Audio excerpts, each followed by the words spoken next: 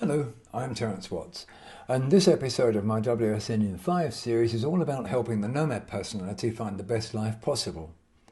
If you're one of the other two groups, then you'll probably still find it interesting because it's going to give you a better understanding of the mercurial individual that is the Nomad, and if you are of the Nomad persuasion, then you're probably already enjoying that description of you as mercurial. But be warned, it's not quite what it seems. Difficult to constrain and keep in one place just like Mercury, yes. Got a mind of your own and don't follow the usual rules? Definitely. But it also means you have trouble staying focused on an idea for very long before you get bored and have to switch your attention to something else entirely, and that has two knock-on effects.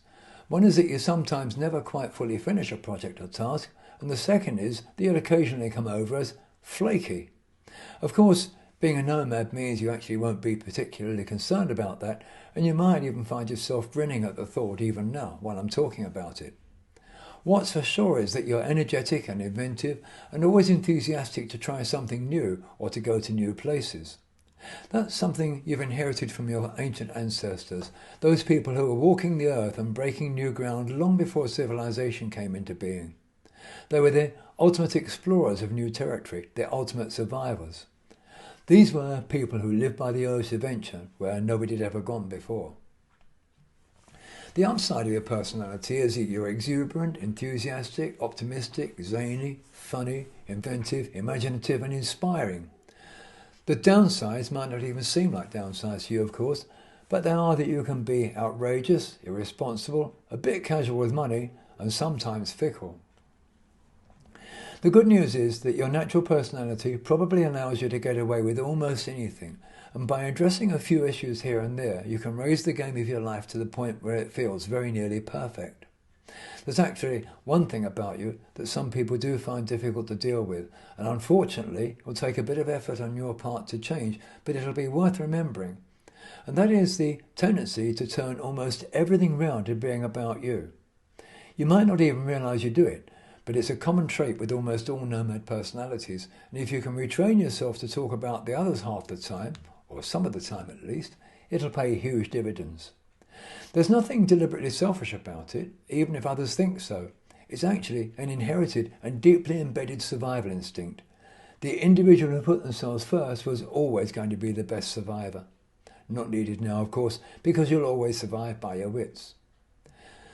The nomad personality excels at inspiring and encouraging others, carrying them along on a tide of energy and enthusiasm, the natural salesperson. But all nomads are creatures of extremes, and so under enough duress or criticism, especially if it seems to you to be unfair, you might suddenly dissolve into misery and catastrophization, claiming that you're finished forever and life will never be the same again. But the great thing about the nomad is bounceability, and you're pretty soon back on your feet and firing on all cylinders again. The important thing for you is that there must always be something going on in your life. So when things get a bit humdrum, be careful to make something good happen, not something bad just for the attention. That's something that's all too easy for the nomad personality. Now we're going to have a look at a few brief thoughts and concepts that can lead to you getting the best life that works as well as possible for you. So, point 1.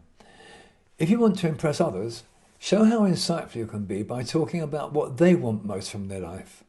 Nomad always loves what Nomad does, but the secret of being truly impressive is to learn to do what others love as well, and you'll be amazed at how many ideas it gives you.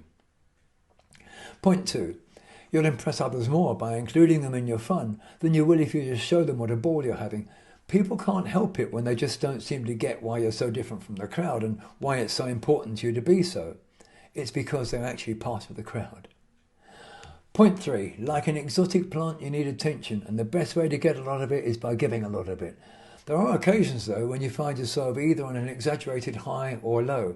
Recognise both those are imposters and aim at the middle. Point 4. The great thing about fun is that the more you give away, the more you discover you have, and the more you want to share it. You know you're a creature of extremes most of the time, but as long as it stops short of outrageous excess, it's good. Point 5. When you do one of your mega flips of one subject to another, you should always allow time for others to catch up. Those flips happen because your life is often like a seesaw on test, but always remember that no matter how hard you try, you simply can't sit on both ends at once.